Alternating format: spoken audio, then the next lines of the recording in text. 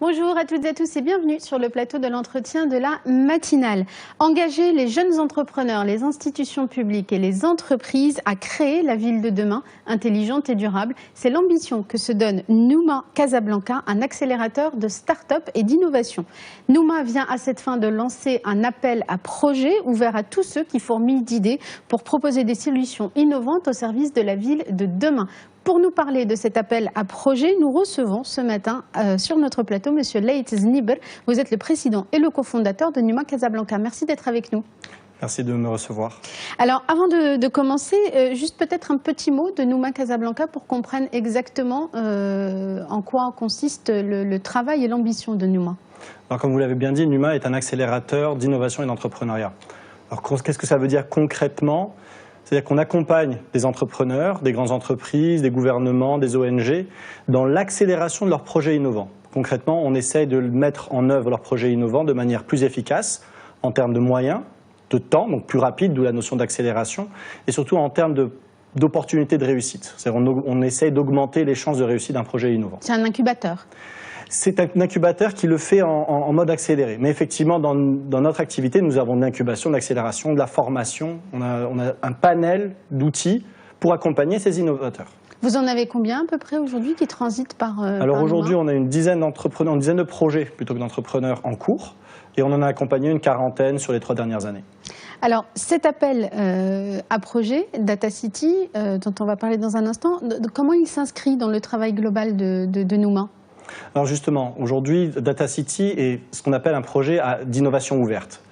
Innovation ouverte veut dire innover, mais en ouverture à son écosystème, donc dans une logique collaborative.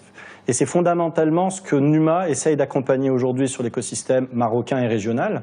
C'est-à-dire, on a aujourd'hui des partenaires, des grandes entreprises qui sont Inouï, RATP Dev, la Lidec, Lafarge Holcim Maroc et Michelin, qui ont des challenges précis business liés à la Smart City, et qui font appel à la communauté de se dire « venez avec nous construire les solutions dont nous avons besoin de manière très opérationnelle ». Donc c'est ça Data City, et c'est pour ça qu'on fait un appel à projet. Alors vous venez de prononcer un mot important, il faut qu'on s'arrête dessus et qu'on le définisse, la Smart City. C'est quoi la Smart City? C'est quoi la ville intelligente de demain? Alors la ville intelligente, en fait c'est de nombreux concepts cumulés en un.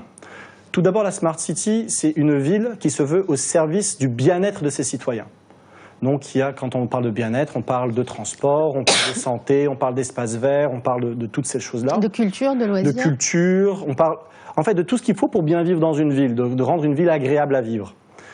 La particularité, c'est que, 1, c'est dans une démarche durable, et 2, intelligente, donc ça veut dire dans une logique de capitaliser sur toutes les données que l'on génère aujourd'hui, et aussi dans une logique collaborative. La Smart City se veut baser sur des smart people, smart interactions. Donc, c'est-à-dire des interactions intelligentes. Donc, si vous voulez, la Smart City, c'est un peu ça. C'est une ville au service de son citoyen de manière durable, en engageant l'ensemble des parties prenantes à travailler ensemble.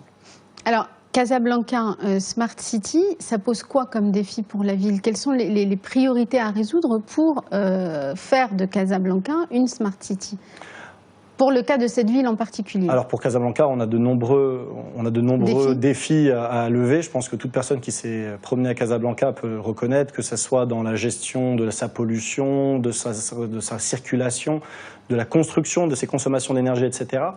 Alors nous, dans le cadre de Data City, on ne prétend pas résoudre tous les problèmes de Casablanca Smart City en une fois. Notre démarche a été plutôt d'aller chercher des partenaires donc corporate pour inscrire cette démarche de manière durable dans les affaires, finalement, de se dire c'est bon pour les affaires que d'avoir une Smart City. Et nous, les défis que nous avons identifiés pour ce programme actuel sont liés à la mobilité, donc à l'efficacité de la mobilité, l'efficacité énergétique de la mobilité et la partie usage du véhicule, c'est-à-dire en fait comment finalement on comprend l'usage du véhicule, on l'optimise. Par exemple, aujourd'hui, 80% des véhicules a une seule personne dedans, ce qui est complètement incroyable. Donc on fait des routes finalement pour des gens qui prennent 50 fois plus de place qu'ils ne le devraient. C'est le bâtiment vert et intelligent, donc encore une fois dans sa logique d'efficacité énergétique, dans sa logique de confort de vie, dans sa logique en fait simplement d'intelligence collective, parce qu'un immeuble est finalement un espace de vie en commun. Et le troisième, ce sont les interventions dans l'espace public. Comment finalement tous ces intervenants, ceux qui font la route, qui s'occupent des égouts, qui vont venir creuser pour mettre de la fibre optique, travaillent de manière plus intelligente ensemble pour éviter, pour nous usagers, d'être trop embêtés par ces travaux incessants. Alors, du coup, pour cet appel à projet, vous l'avez dit, vous avez des partenaires qui identifient un certain nombre de problématiques et qui demandent à des jeunes entrepreneurs pleins d'idées de proposer des solutions. Alors, comment ça se passe concrètement, cet appel à projet? C'est quoi les critères pour pouvoir candidater et quelle est la procédure? Quelles sont les étapes de cette procédure? Alors, en fait, aujourd'hui, il y a un appel à projet donc, qui est sur le web. Vous pouvez le trouver soit en cherchant sur Facebook, par exemple, Data City Casablanca ou Numa Casablanca, et vous serez directement redirigé, ou sur le site casablanca.datacity.co, qui permettra donc de rentrer sur le dossier. Et là, concrètement, qu'est-ce qu'on recherche? On recherche ce qu'on appelle des idées structurées. Vous n'avez pas besoin d'avoir une start-up déjà existante ou un projet déjà parfait. Au contraire, nous, la démarche que l'on propose, c'est de venir travailler avec nous, Numa Casablanca en tant qu'accélérateur, et nos partenaires d'un point de vue technique, pour venir construire votre solution et donc la prototyper. Donc il faut avoir une idée. Il faut avoir une idée structurée. Alors pas n'importe qui s'est réveillé un matin, s'est dit « Ah génial, j'ai une idée ». Pas tout à fait. Il faut avoir une idée de sa mise en œuvre. Il faut avoir une idée claire du problème qu'on essaie de résoudre. Parce que quand on dit une idée, elle doit être adressée à un problème et un problème qui soit réel, concret. Donc on a pu observer et comprendre du terrain. Donc comprendre son problème, comprendre le besoin.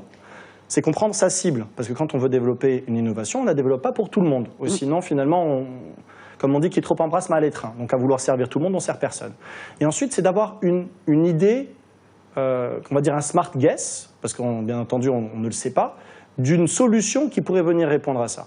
Et nous, ce qu'on encourage, donc l'appel à projet va jusqu'au 12 mars, mais on encourage à tous ces entrepreneurs, d'ailleurs jeunes ou moins jeunes, même entreprises existantes qui veulent développer une nouvelle activité, de s'inscrire le plus tôt possible, parce que nous-mêmes, pendant cette période jusqu'au 12 mars, on accompagne ces porteurs de projets à améliorer, à creuser leur idée. Donc par exemple, vous avez une idée, elle n'est pas encore parfaite, elle n'est potentiellement pas encore sélectionnable en l'état, mais vous êtes déjà inscrit. On va vous inviter pendant ce qu'on appelle nos office hours, c'est-à-dire nos heures de travail en commun, à laquelle on est à la disposition de la communauté, pour vous dire « Ah tiens, sur ton projet spécifiquement, tu as besoin d'approfondir telle problématique qui n'est pas encore claire, tu as besoin d'aller discuter avec un peu plus de monde, est-ce que tu as validé telle hypothèse en amont ?» pour renforcer et donner les meilleures chances possibles à ton projet le 12 mars. Et ensuite, comment ça se passe, la sélection, les critères de sélection des dossiers, et puis surtout ce qu'il va en advenir après, c'est-à-dire comment ils vont être accompagnés concrètement? Alors, le 12 mars, concrètement, ce qu'on attend, alors la sélection va se faire en deux fois. Une sélection sur dossier. Par qui? Est-ce que les partenaires que vous nous avez évoqués tout à l'heure sont aussi partie prenante dans la sélection? Les partenaires sont partie prenante. Parce que finalement, c'est eux qui vont les accompagner techniquement. C'est-à-dire que la promesse du programme, c'est que vous allez pouvoir travailler avec nos partenaires pour prototyper de manière opérationnelle votre solution. Donc c'est une opportunité exceptionnelle pour des entrepreneurs parce que finalement, on résout la difficulté première d'un entrepreneur quand il démarre. Le besoin est clair. Nos partenaires sont là. Ils vous ont dit, nous, on a besoin de ça. Il n'y a pas besoin d'aller chercher ailleurs. 2, on ouvre le marché. C'est-à-dire que directement, vous avez votre partenaire commercial qui est avec vous en train de prototyper. 3, vous avez toute l'expertise, toutes les données dont vous avez besoin justement pour le faire. Donc si vous voulez, tout ça fait que c'est un programme extrêmement intéressant pour quelqu'un qui espère se lancer, qui avait peur de se lancer parce que le taux d'échec était trop élevé. Là, on dit concrètement 70% des problèmes d'échec au démarrage, on les a résolus parce que vous développez avec votre partenaire directement. Donc il y a une garantie relative de mise en œuvre réelle des projets. Alors il n'y a pas de garantie de mise en œuvre parce qu'à la fin, on est dans l'innovation. L'innovation, potentiellement, on va se rendre compte que ça ne marche pas.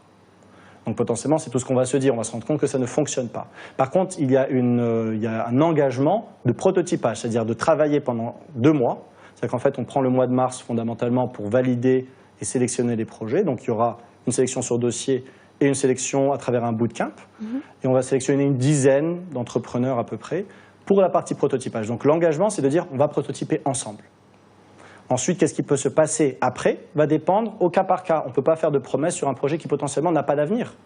Ou potentiellement, c'est de se dire, tu sais quoi, on a appris beaucoup de choses pendant cette période de prototypage. Ce n'est pas tout à fait ça qu'on a besoin de faire, mais on a besoin de le réorienter d'une autre manière qui est peut-être plus intéressante que la manière originale. C'est ça l'innovation. c'est d'accepter qu'on ne sait pas à l'avance. Et que c'est un test. Est-ce que, quelles sont les attentes vis-à-vis des pouvoirs publics, des pouvoirs institutionnels et aussi des entreprises par rapport à ce secteur de l'innovation? C'est-à-dire, est-ce que c'est un secteur qui doit connaître un nouveau souffle via le soutien de ces politiques publiques et de ces entreprises? Absolument. Je pense qu'aujourd'hui, l'innovation ne peut pas se faire en vase clos. Et on a besoin de créer un shift fondamentalement dans la culture innovation. D'un côté, on a besoin de remettre l'innovation au cœur des choses. Aujourd'hui, un renouveau de l'innovation, j'ai envie de dire, c'est peut-être une première vague d'innovation. On n'est peut-être pas encore dans le renouveau. D'un côté, dans les entreprises, de comprendre que, finalement, ce qu'ont compris les Américains il y a une dizaine d'années, les Européens il y a 5 ans, que l'innovation fonctionne beaucoup mieux quand on la fait en partenariat avec d'autres. Parce que historiquement, on a un département R&D qui fait des choses toute seule dans son coin, etc. Finalement, nous, ce qu'on prône, c'est l'innovation ouverte, donc de dire on va innover avec l'ensemble de son écosystème. Et plus horizontale. Plus horizontale, avec plus d'options et surtout avec une démarche beaucoup plus rapide. Encore une fois, l'idée de l'innovation dans un monde qui bouge très vite avec une révolution digitale, c'est de se dire je dois tester rapidement par incrément de monter en puissance. L'aspect, donc ça c'est l'aspect entreprise, de se rendre compte qu'innover, il ne faut pas qu'ils innovent seuls. Ils réussiront moins bien en fait à innover seuls qu'innover en étant accompagnés. En étant accompagnés, en travaillant avec les autres finalement. General Electric, c'est ce qu'elle a commencé à faire en 2007 avec sa ligne de business Eco-Imagination. Et entre 2007 et 2012, c'est devenu 20 ou 30% de son business. Donc quand vous dites quelque chose comme General Electric s'est rendu compte qu'eux innovent mieux en collaboration avec le monde extérieur, ça vous dit bien ce qu'il nous reste à faire. Ensuite, au niveau des pouvoirs publics, c'est de se rendre compte qu'aujourd'hui on a des défis, que ces défis sont énormes. On a des défis sociaux, environnementaux, économiques, notamment au Maroc, mais aussi ce Maroc qui se veut plateforme africaine, et de se dire cette innovation ne peut pas se passer encore une fois en vase clos, et encore moins en vase clos au sein d'un gouvernement, au sein d'une administration, et c'est de faire appel à ce talent, à cette créativité inhérente à la jeunesse, et de lui donner cette opportunité de venir finalement prendre ses responsabilités vis-à-vis de sa ville, et de créer une opportunité de ce qui est aujourd'hui traité que comme un problème. Il faut que ce soit une démarche participative. Il a besoin que ce soit une démarche participative. Et ça peut être porteur pour l'entrepreneuriat social dans son ensemble. Est-ce que ce secteur des innovations, les défis que posent les villes de demain, c'est aussi quelque chose qui peut donner un nouveau souffle à l'entrepreneuriat social? Absolument. Alors à l'entrepreneuriat social, à l'entrepreneuriat tout court, je veux dire, quelle que soit la nature de l'entrepreneur, parce que la ville aujourd'hui est un berceau de problèmes, et qui dit problème dit automatiquement opportunité. Quand vous pensez à la ville, même à Rabat, qui on va dire est une ville assez exemplaire à l'échelle marocaine. Vous avez des problématiques de circulation, vous avez des problématiques de pollution, vous avez des problématiques juste de concurrence entre l'espace pour les routes et les espaces verts. Aujourd'hui, on réduit les espaces verts pour pouvoir construire plus de routes. On a un défi énorme en termes d'autonomie énergétique. Le Maroc importe son énergie, il y a des projets comme Nour, etc. Mais aujourd'hui, les bâtiments consomment une énergie qui est anormale parce que justement, ils sont mal isolés, mal conçus, mal réfléchis à la base. Donc si vous voulez, tout ça, ce sont des problèmes de fond. Ce sont des problèmes qui ont des conséquences extrêmement complexes. Parce que finalement, la ville, c'est une complexité énorme. Vous avez d'un côté l'énergie, l'eau, vous avez les transports, vous avez la santé, vous avez l'économie, vous avez la culture. Donc c'est comment tout ce beau monde commence à fonctionner ensemble. Et de là, on peut faire des choses absolument exceptionnelles. Donc oui, c'est une opportunité énorme d'innovation et énorme de leadership d'un Maroc différent qu'un Maroc qui se veut être un call center. Merci beaucoup, Monsieur Laïd Znibr, d'avoir été avec nous. Je rappelle que vous êtes le président et cofondateur de Nouma Casablanca, que vous venez de lancer un appel à projet pour les innovations capables d'améliorer et de proposer des solutions à la ville de Casablanca. Et on rappelle qu'ils peuvent trouver les informations sur Facebook, Data City Casablanca, ou sur le site. Ils peuvent aller directement sur le site même de Numa, donc casablanca.numa.co ou datacity.casablanca.co. Voilà, on va trouver. Merci beaucoup, en tout cas, d'avoir été avec nous.